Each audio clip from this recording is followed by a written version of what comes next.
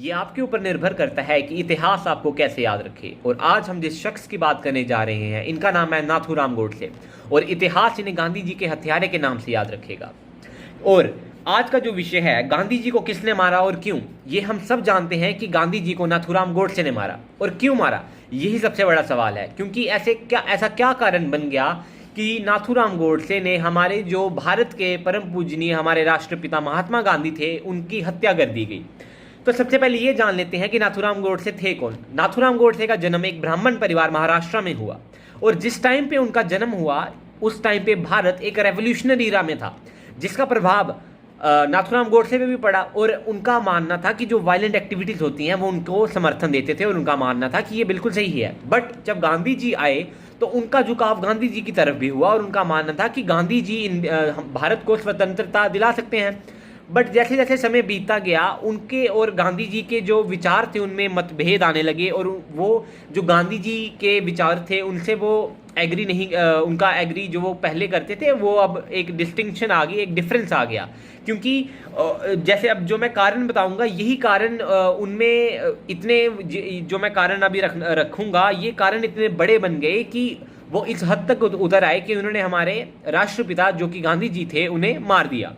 तो सबसे पहला कारण ये था कि गांधी जी ने कंडेम की थी कि शिवाजी लिटरेचर को बैन कर देना चाहिए, क्योंकि उनका मानना था कि जो ये लिटरेचर है इससे नॉन वायलेंस का जो प्रतीक है उसे झुकाव मिलता है, और जो वायलेंस है इससे लोग वायलेंस की तरफ ज़्यादा अट्रैक्ट होंगे। तो उनका मानना था कि इसे बैन कर देना चाहिए। बल्कि नाथूराम गोडसे इसके बिल्कुल खिलाफ थे। उनका मानना था कि भारत के हर एक, चाहे वो युवा हो या किसी भी उम्र का हो, उसका हक है शिवाजी के बारे में पढ़ना और जानना कि किस परिस्थितियों में उन्होंने भारत के लिए संघर्ष किया। दूसरा जो सबसे बड़ा और महत्वपूर्ण फैक्टर ये है कि जो नाथूराम गोडसे थे, उनका मानना था कि जितने भी हिंदू लोग मरे या जितनी भी पार्टीशन हुई उसके लिए जिम्मेदार गांधी जी हैं। क्योंकि उनका मानना था कि पार्टीशन के टाइम, जब पार्टीशन से पहले जो भी चार गुट थे, एक गुट था लॉर्ड माउंटबेटन, एक तरफ थे गांधी जी, एक तरफ थे मोहम्मद अली जिन्ना और एक तरफ थे कांग्रेस। और उनका मानना था कि मोहम्मद अली जिन्ना और लॉर्ड माउंटबेटन तो चाहते थे कि बंटवारा हो, लेकिन गांधी जी और हमारे कांग्रेस के जो उस टाइम बड़े लीडर पंडित जवाहरलाल नेहरू और सरदार वल्लभ भाई पटेल थे, वो चाहते थे कि बंटवारा नहीं होना चाहिए, क्योंकि सब लोग मिल बांट कर रहे और इकट्ठे रहे, हिंदू भी और मुसलमान भी। क्योंकि आज़ादी में भर चढ़कर सिर्फ हिंदू ही नहीं, मुसलमान ही नहीं, दोनों ने इकट्ठे मिलकर, और अन्य धर्मों के लोग भी, चाहे वो सिख हों या और भी किसी धर्म से बिलोंग करते हों, सब ने मिलजुल कर सहयोग किया। इसलिए एक जो भारत है वो एक इकट्ठा भारत, जिसमें सब लोग मिलजुल कर प्यार से रहे। और उनका मानना था कि भारत सिर्फ एक धर्म के लोगों का लैंड नहीं है, क्योंकि उनका मानना था, जैसे कि 1857 में आपने देखा होगा जो क्रांतिकारी हमारा रिवोल्ट था, उसमें एक तरफ रानी लक्ष्मीबाई और दूसरी तरफ हजरत महल जो कि एक मुस्लिम लीडर थी, वो एक ही मैदान पे ब्रिटिशर्स के अगेंस्ट लड़ रही थी। तो उनके विचार में ये भारत था। इसलिए उनका मानना ये था कि बंटवारा बिल्कुल नहीं होना चाहिए। बट नाथूराम गोडसे इस चीज़ से खफा थे महात्मा गांधी से, क्योंकि उनका मानना ये था कि महात्मा गांधी का झुकाव जिन्ना की ओर ज़्यादा है। क्योंकि उनका जो मेन कारण ये था कि वो चाहते थे, वो उनका मानना था कि अगर महात्मा गांधी अड़े रहते, जैसे कि मोहम्मद अली जिन्ना अड़े रहे अपनी बात पे, तो अगर महात्मा गांधी भी अड़े रहते कि पार्टीशन नहीं होनी चाहिए, तो पार्टीशन नहीं होती, इतना खून नहीं बहता। लेकिन पार्टीशन हुई, और इसका जो रिस्पॉन्सिबल ठुकराया, जो उनको लगा जो मेन रिस्पॉन्सिबल है वो गांधी जी हैं। और डायरेक्ट एक्शन डे भी जब 1946 में मोहम्मद अली जिन्ना ने किया, और नौखली में इतने राइट्स हुए, वहाँ पे इतने हिंदू मरे। और एक हमें गौर करने की बात यह है कि जब राइट्स आते हैं तो राइट्स में सिर्फ हिंदू नहीं मारे जाते, राइट्स में दोनों कंसिडर होते हैं, हिंदू भी मुस्लिम भी, दोनों तरफ से जो लड़ाई थी वो हुई। क्योंकि अगर एक अटैक करेगा, इट इज़ वेरी ऑब्वियस कि रिटेलिएशन भी होगी। तो उनका मानना था कि जितने भी हिंदू वहाँ मरे उसके लिए गांधी जी जिम्मेदार हैं। और तीसरा उनका कारण ये था कि गांधी जी ने जितने भी हिंदू मरे उनके लिए एक शब्द भी नहीं कहा। जैसे कि वो मोपला के बारे में जिक्र करते हैं कि, और उन्होंने कहा कि जिसमें महात्मा गांधी ने उल्टा हिंदुओं को ही गलत गलत ठहरा दिया, क्योंकि उन्होंने कहा कि जो हिंदू बड़े बड़े लैंड होल्डर्स थे उन्होंने मुस्लिम पे अत्याचार किए, जिसके कारण जो मुस्लिम्स थे उन्होंने ये अब रास्ता अपनाया और इसके लिए भी हिंदू ही जिम्मेदार है। इसके कारण उनका आक्रोश गांधी जी की ओर और बढ़ गया और इन्हीं सब कारणों के कारण गांधी जी के खिलाफ इतनी ज़्यादा उनकी एक खिलाफ हो गए कि वो उनकी हत्या करने पे मतलब एक मतलब क्या हम कह सकते हैं कि वो बैंड डाउन हो गए कि अब गांधी जी की हत्या ही करके हिंदुस्तान का भला हो सकता है और जितना खून बहा है वो एक बराबर कर सकते हैं। और सबसे बड़ा जो रीज़न जो कि हम सब जानते हैं कि गांधी जी ने जब कहा कि वो एक भारत को अपना एक पूरा बेटे का दर्जा उन्होंने दिया था, उन्होंने कहा जब भारत मेरे बेटे का अगर बंटवारा हो ही रहा है तो पाकिस्तान को 55 करोड़ रुपीस दे देने चाहिए।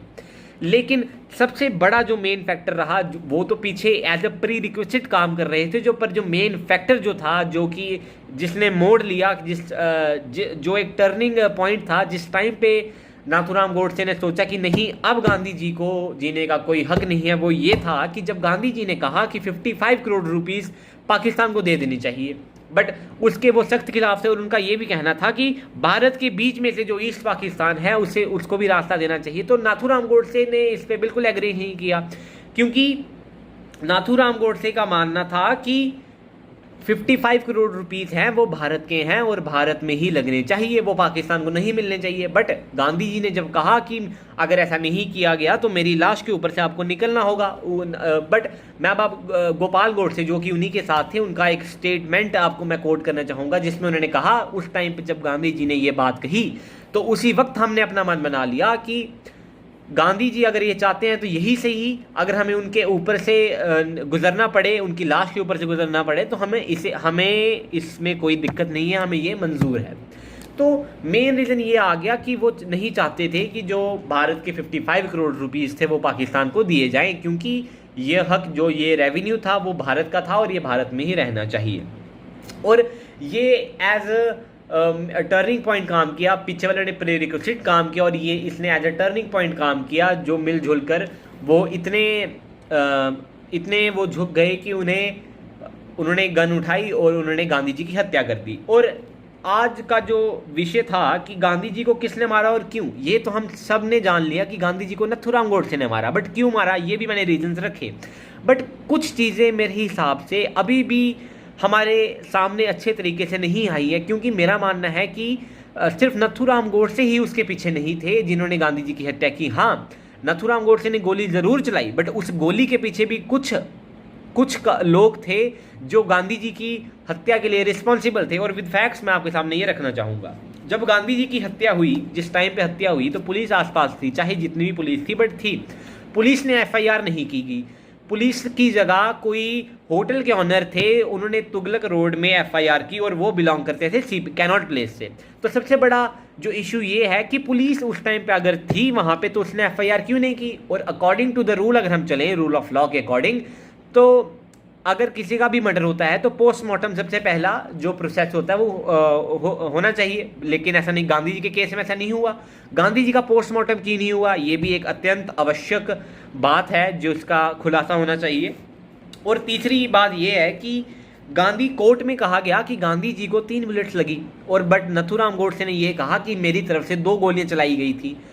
और लेकिन मज़े की बात ये थी कि न्यूयॉर्क टाइम्स और हिंदू अखबार छापती है कि गांधी जी को 4 गोलियां लगी। तो ये देखना काफ़ी ज़्यादा ज़रूरी है कि कोर्ट में 3 कही गई, नाथूराम गोडसे ने 2 कही और न्यूज़पेपर में 4 कही गई। तो ये भी एक चर्चा का विषय है। और सबसे बड़ी महत्वपूर्ण बात यह है, जिस गन से नाथूराम गोडसे ने गोली चलाई वह एक इटालियन गन थी। और उस टाइम पे इटालियन गन सिर्फ ब्रिटिश जो सोल्जर्स थे सिर्फ उन्हीं के पास थी, क्योंकि वर्ल्ड वॉर के बाद जो कैप्चर हुई थी, जितना भी मटेरियल हुआ था वो सब थोड़ा बहुत इंडिया आया, और जिसमें से एक ये इटालियन गन थी जिससे नाथूराम गोडसे ने गांधी जी को मारा। और सब बात अब ये आई कि वो जो गन थी ब्रिटिश सोल्जर्स के पास थी, वो नाथूराम गोडसे के पास कैसी आई। और उस टाइम पे हवाई जहाज़ का इतना खर्चा था और नाथूराम गोडसे इतने वेल ऑफ तो थे नहीं। तो उस टाइम जब गांधी जी की उन्होंने हत्या की तो Nathuram Godse by air India की फ़्लाइट से वो दिल्ली तक आए। तो इतने पैसे उनके पास कहाँ से आए कि वो स्पेशल बाई एयर वो दिल्ली तक आए, उन्होंने गांधी जी की हत्या की। तो ये बात भी ये जो कुछ चीज़ें हैं इसका खुलासा करना काफ़ी ज़रूरी है, क्योंकि नाथूराम गोडसे को सामने लाकर उन पे सारा इल्ज़ाम डाल दिया गया। क्योंकि हाँ, ये बोलना बिल्कुल सही है और इसको ठुकराया नहीं जा सकता कि हत्यारे ये नाथूराम गोडसे ही थे, बट इसके पीछे अन्य और लोग भी हैं और कॉन्स्पिरेसी स्टोरीज हैं जिसका बाहर निकलना काफ़ी ज़रूरी है, ताकि जो हमारे महात्मा गांधी थे जिन्होंने इतना महत्वपूर्ण रोल अपना अदा किया हमारे स्वतंत्रता में, तो इसका खुलासा करना काफ़ी ज़रूरी है। क्योंकि सिर्फ एक इंसान का ये रचा रचाया खेल नहीं था, इसमें विभिन्न और अनेक लोग इसमें मौजूद थे और इसका बाहर आना काफ़ी ज़रूरी है। धन्यवाद।